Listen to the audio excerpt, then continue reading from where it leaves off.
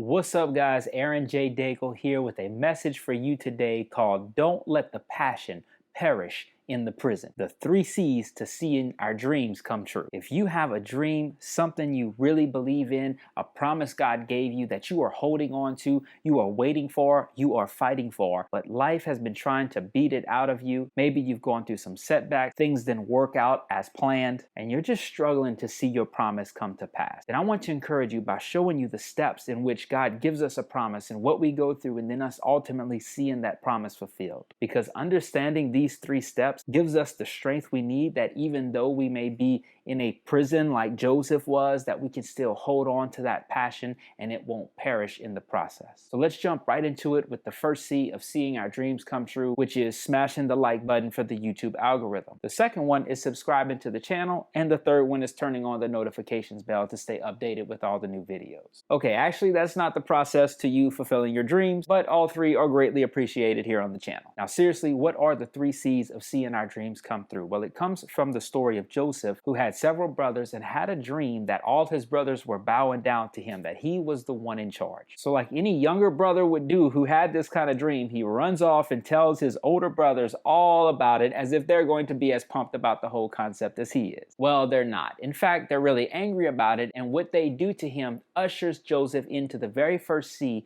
on the process of seeing his dreams come through, and that is calamity. Immediately after getting this promise from God, he goes into a really bad situation. His brothers take him and throw him into a pit, then go back and tell their dad that some animal had killed him. They were considering killing him themselves, and then they saw these people coming by who were on their way off to Egypt and decided, yo, let's make a little cash from him, and they sold him as a slave to those Egyptians. Now Joseph is riding out of the country to a place where he doesn't know the people or the language, and when he gets to Egypt, they put him in somebody's house who is really powerful in the nation of Egypt. And he has a wife who tries to seduce Joseph into sleeping with her. Well, then he, being a man of integrity, denies her, yet she turns around and starts accusing him as if he was the one trying to rape her. Her husband gets angry with him, has him thrown in prison. And I don't know what kind of prison you've been thrown into, but I know if you got a promise from God, if you have something in your life that he's put in your heart to do or to accomplish for him, if he's spoken to you about what he's going to do in your family, or has encouraged you with using your life to make it count for something great, then I know that after you got that promise, some type of chain of events have occurred in your life that have seemingly completely destroyed that promise from ever being able to come to pass. Maybe he promised you a great marriage, yet the person you were in love with became a victim of suicide. Perhaps you have a dream of having a wonderful family and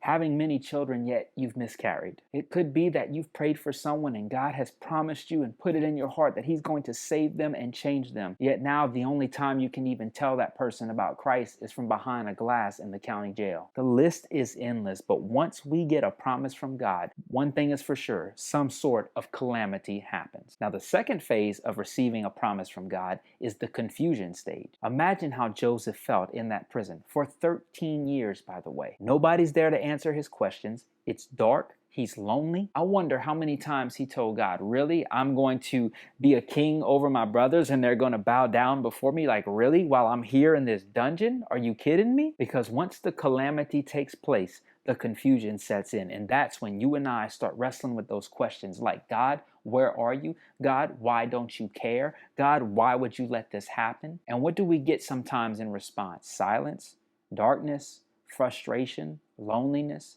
anxiety, depression. And it's in these low moments when we're having that normal emotional reaction and mental response to the calamity that we're in that we begin to wonder and question if the promise was ever real in the first place. And maybe you're watching this video right now with questions deep inside your heart, asking God, what is he doing and why is he allowing this? And it doesn't even make sense. And I know what I'm about to say doesn't really make sense, but I can tell you from experience, if you're going through that confusion stage, it's not an indication that your promise wasn't true. It's an indication that you're on the journey towards its fulfillment. Because once you get through this season, you then walk into the third phase of receiving a promise, which is culmination. The culminating point is when you actually step into it. It's when it becomes not only a dream, not only a desire, not only something you kind of see that's kind of fuzzy, but it actually becomes a reality. You land that dream job. The door opens up for you in ministry. You end up in the city you always saw yourself living in. Doors simply open for you and it begins to happen. You see, there came a time when Joseph was taken out of that prison and he was brought all all the way to the king's palace. And God uses Joseph to interpret the king's dreams, and because of this wisdom, the king then promotes him to second in command over the entire nation of Egypt. And it's from that ruling position that he gathers up a bunch of food because God forewarns him that a famine is coming,